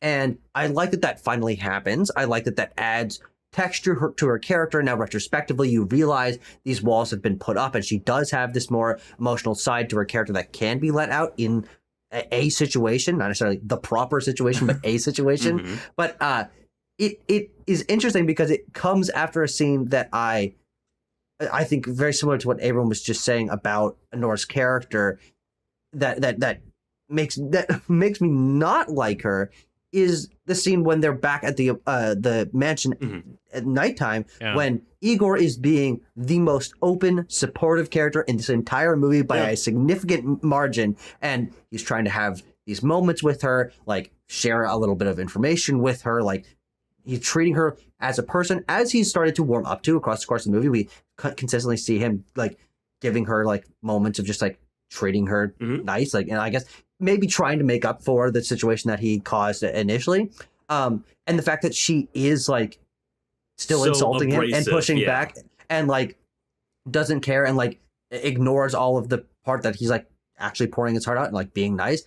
That is like such an uncomfortable scene for me. And I think intentionally so, but like, that's the scene where I'm like, okay, Abram, yeah, you're right. Like, this is the moment where the script is interesting, but she's still so prickly that it feels like it's just a continuation of what's earlier.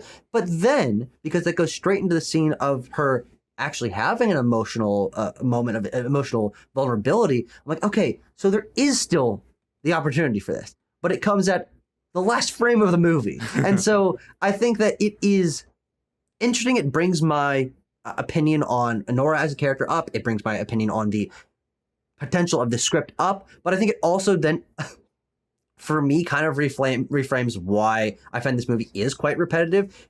Taylor, you mentioned that you felt that whole wacky racist set of scenes it, like has some moments of good characterization, and I do agree, but I don't think they're strong enough. I don't think there's enough variety in them, and I would have wanted an element of Anora's vulnerable side and ability to see other people on a more personal level to come a little bit earlier, so I know before the movie ends that this is a part of her character that can be brought out in the right sequences.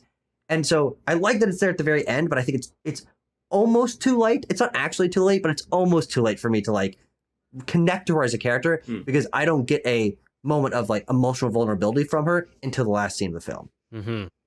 I think that there is an important thing about the transactional nature of Annie's relationships, all of them, that comes out here in this scene, in that by Igor giving her that ring, he initiates a transaction, and she is so used to, especially something like that ring, which is made out earlier in the film to be very valuable. It's, probably tens of thousands of dollars worth. Him giving her that money basically like re-inspires in her kind of the same feelings and intentions and wants that are displayed at the beginning of the film of this, bag chasing, for lack of a better term, like aspiring, trying to get money. And that's what launches her into starting to have sex or to like pleasure Igor. But then it is like a current to her how this is both the wrong situation and not what she wants. Well, and that like rush of understanding lets itself out in this just violent outburst. It's also important to point out in that moment that Igor like tries to kiss her, like he tries to initiate like more sensual physical intimacy, and that is also what sets her off, what like pushes her off completely into this whole thing is so fucked up.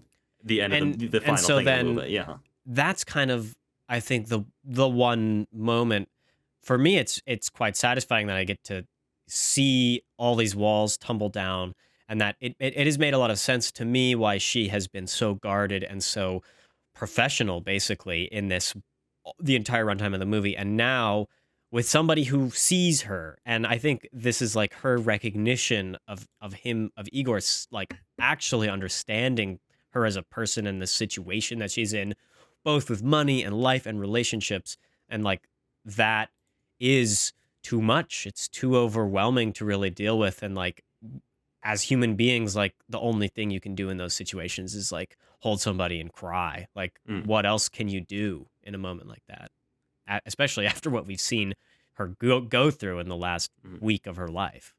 Does our very own Igor want to weigh in on the situation?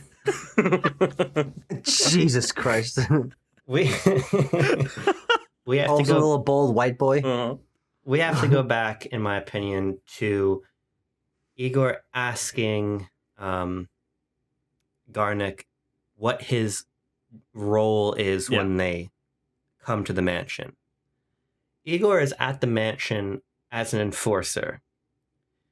He is there specifically in Garnick's, as Garnick says, if Vanya's boys are there, and if there's a fight, they have this big stoic. Yeah, he's the guy that Batman would like crash through a wall in the BVS warehouse scene, for example. 100%.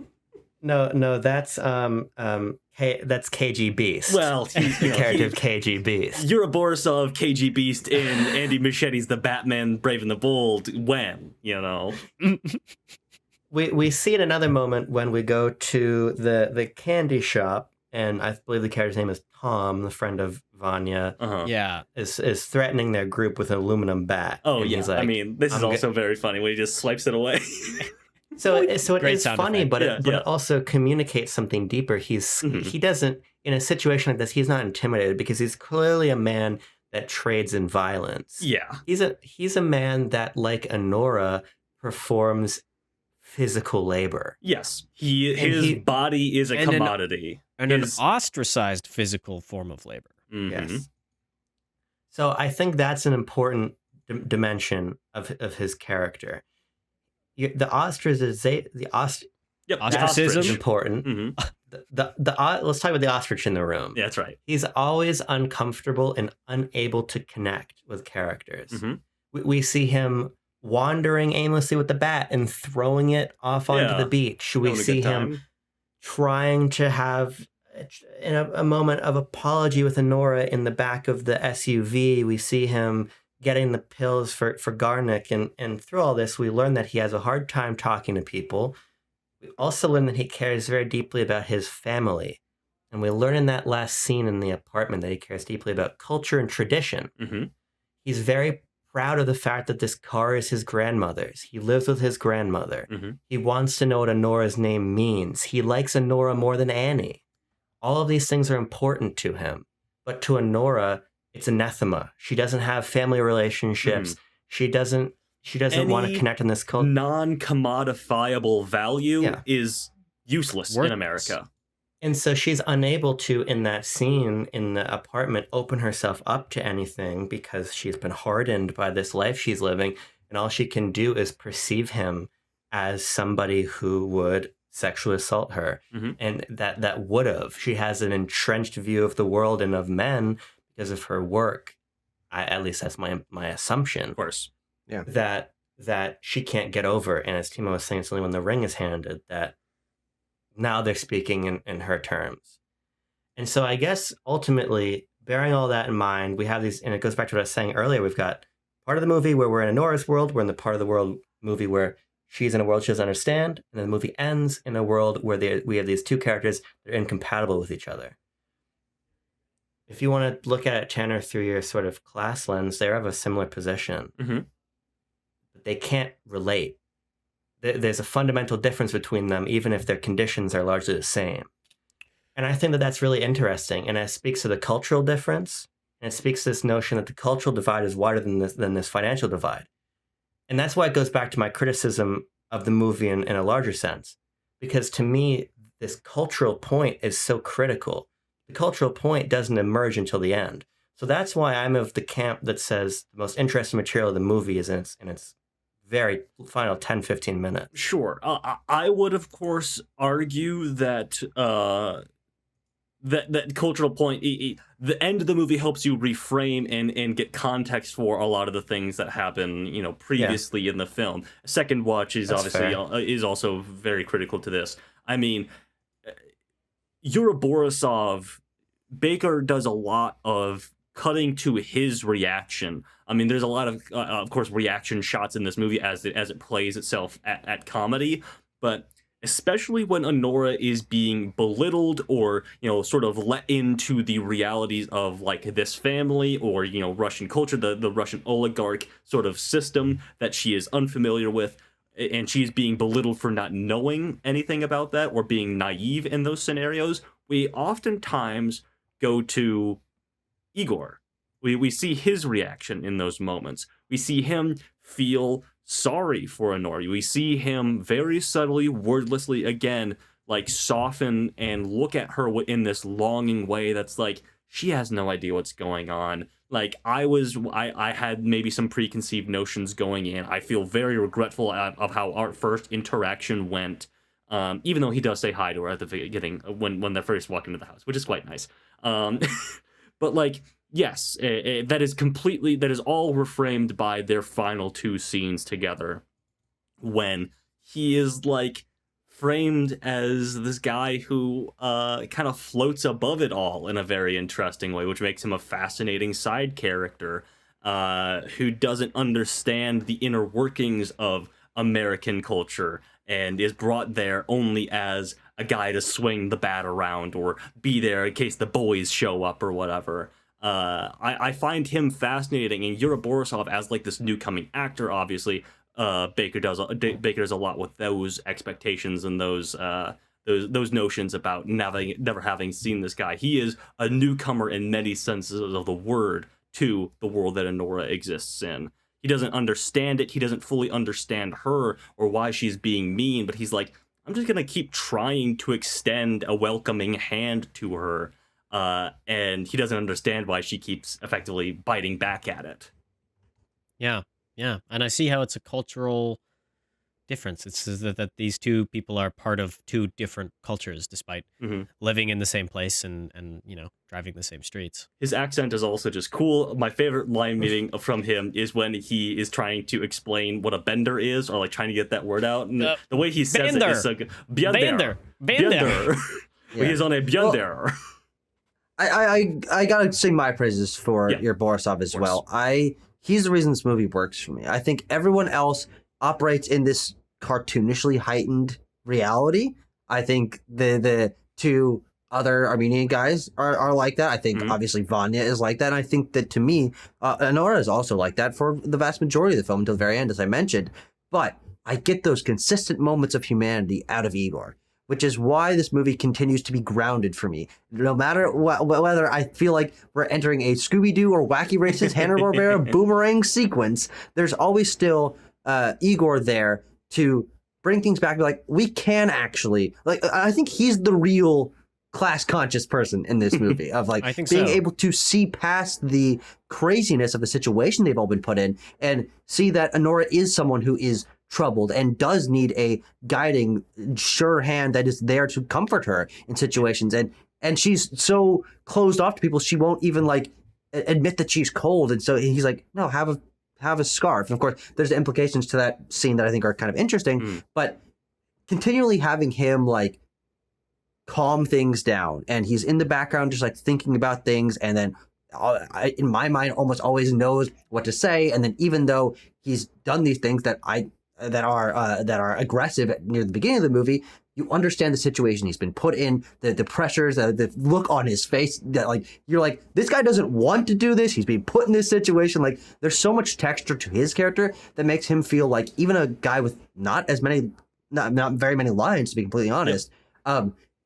He's a fully rounded character in a way that I don't think almost anyone else in the movie to me really is. I feel like he's like a real guy being plopped in the middle of this cartoon, and anytime I see a look on his face that like shows an emotion of like confusion or fear or sympathy, I'm like, there still is heart to this crazy world of characters. I just like it because of the subversion of the trope. It's like totally. we know what this trope is, and we are expecting a lot of things from it. And Baker just says, "Screw that!" Like you said, I'm going to plop a real guy in here. I'm going to put a real dude that actually exists. You know, somebody who we all clearly see as like a real person, and that sees the other characters in the film as real people. And that's just not how you would have done it if you were making this movie even 10 years ago. Even 10 years ago, you would have been like, yeah, there's all these Russian guys. These guys are all total idiots. We're going to make them look like fools. And you know, who cares what their grandma drives or that these are the grandma's pills? Point of order about this. I will say that I interpret the presence of Igor differently. Not that he is like a real guy amongst cartoon characters, but rather he is operating within a completely different notion and headspace that makes him feel juxtaposed against this, because you put him against all these people who are yelling at each other, who are jaded, who cannot imagine that they have to go up against these unbelievable circumstances, and he is sort of an interpolation of a stereotype, like Timo was saying, where he is like the mindless goon, the okay boss, sounds good to me, but like he's nice. Is that like that's the only real thing that separates him from all of these people, is that he is consistently nice. Yeah. And of course, you know, he like smashes up this old guy's candy shop. Like that's not a nice thing to do. But like he put is him a on guy, the naughty list. He put him on the naughty list. But like he He's a level 4 has naughty these lister. moments of contradiction. Whether they are himself in that scene, him not being nice, him doing his standard like Russian mob goon thing, or when he's juxtaposed against Anora or Garnik or Tauros or anything like that. Like I don't necessarily view him as like the one realistic character, but it's like he's the one character that's like keeping a level head when everyone else is losing their minds. And I see both as reasonable reaction. Well, I would even say that his reaction is less reasonable, honestly.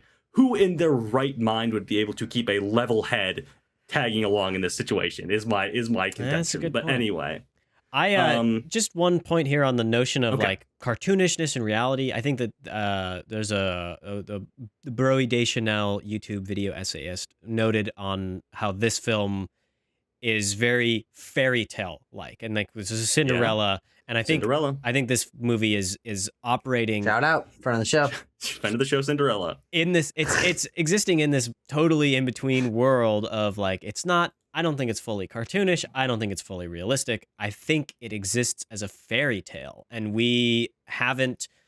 I don't think we're super literate in what fairy tales are, to be honest. I think movies, especially modern times, like all our fairy tales, which are made by Disney, are sanitized and reflect a very specific model and version of society. And this film does too. It reflects a very specific image of what Baker views America and American culture to be like. And in order to get you to see that about the world, you have to take a bunch of liberties, and you have to make it inherently unrealistic.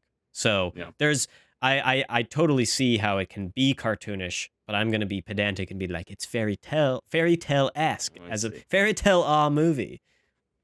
Does anyone else have closing thoughts? Because I have some that I'll also spit into poem details and everything like that. So I'll let other people go first.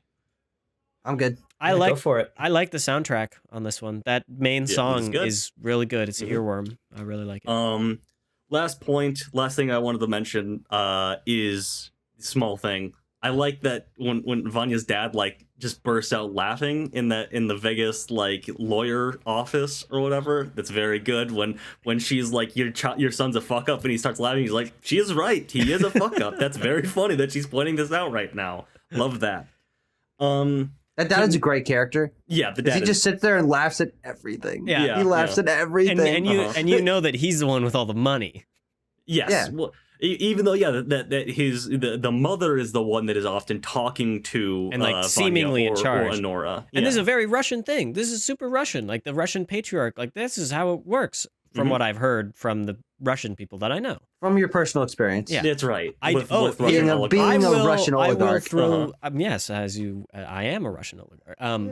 I had my friend Peter go, who is a Russian speaker, to go watch this movie, and his report on it was that it was an excellent job with not only Russian language, but also with modern Russian slang. And that this movie speaks, it walks the walk and it talks the talk in the Russian terms, that it just nails it. And knowing some Russian, all good like Counter-Strike language like Suko Bliat, like that kind of stuff, it shows up in this movie, and it's like really funny when they say Strike language.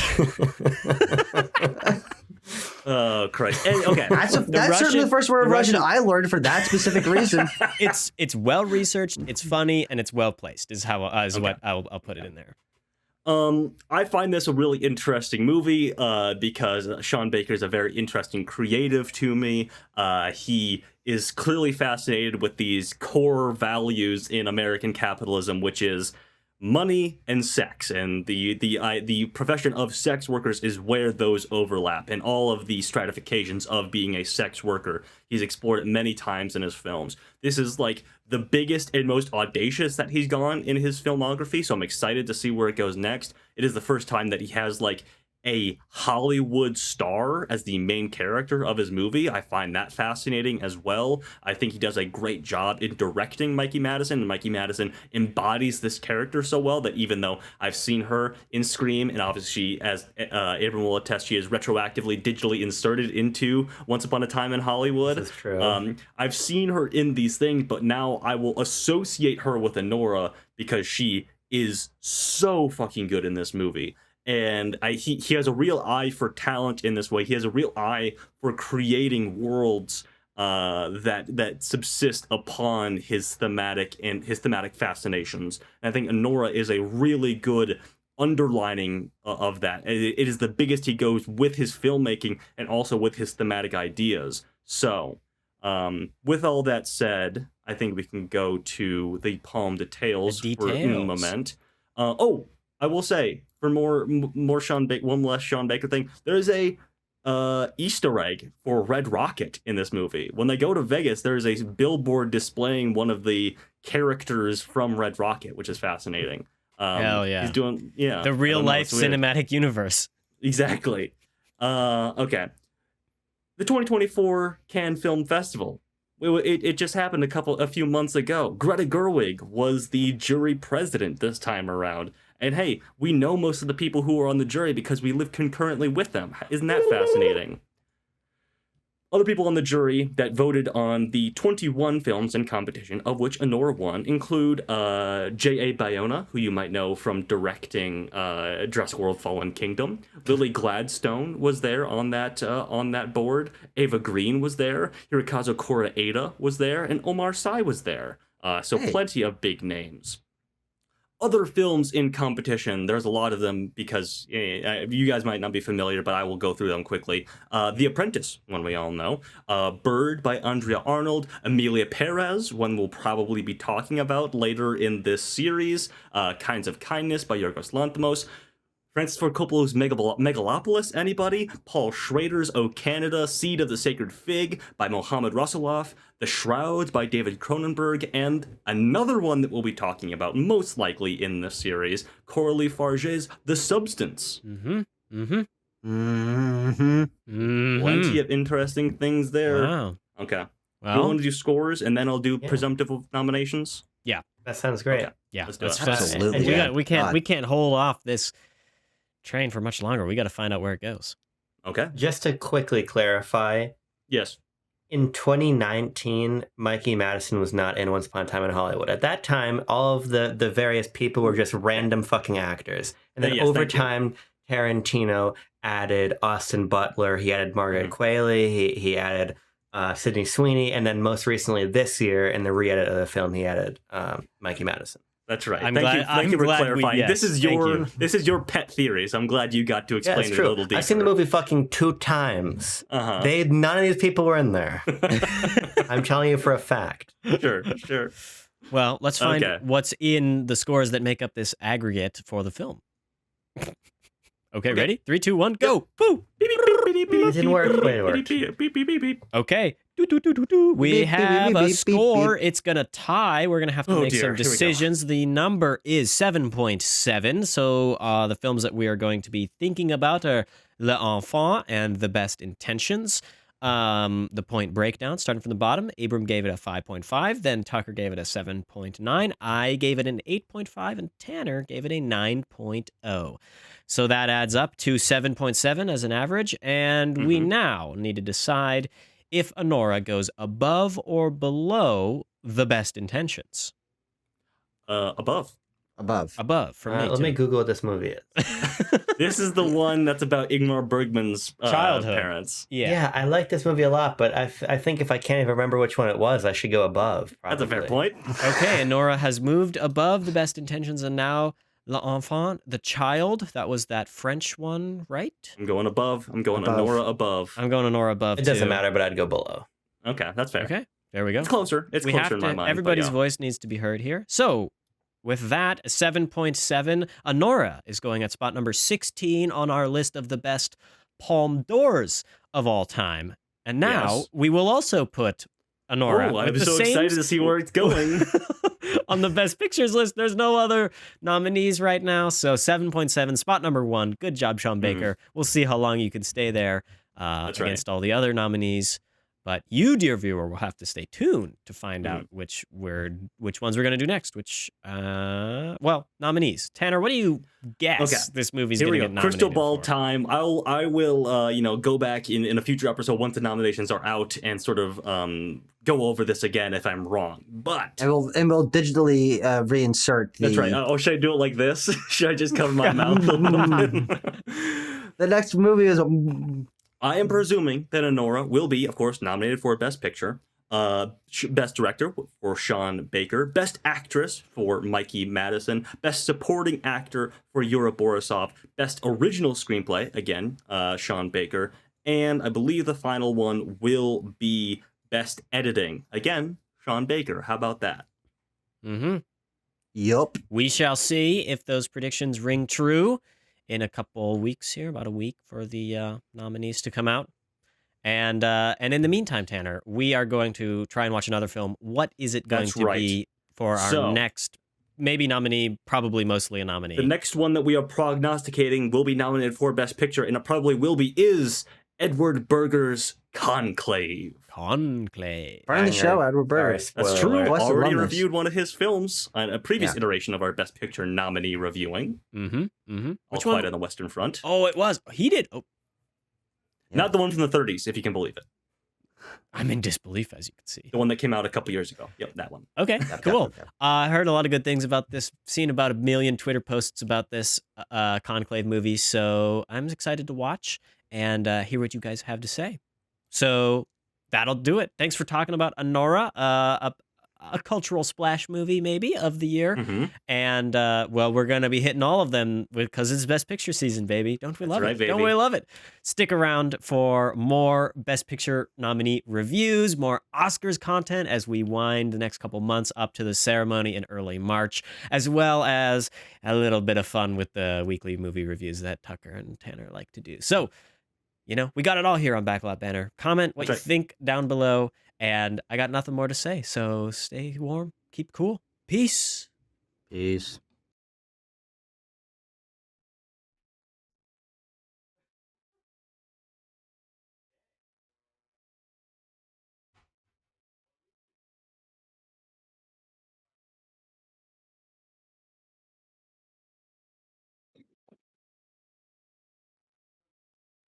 I just feel like if there's a big fire in my state, I just put it out.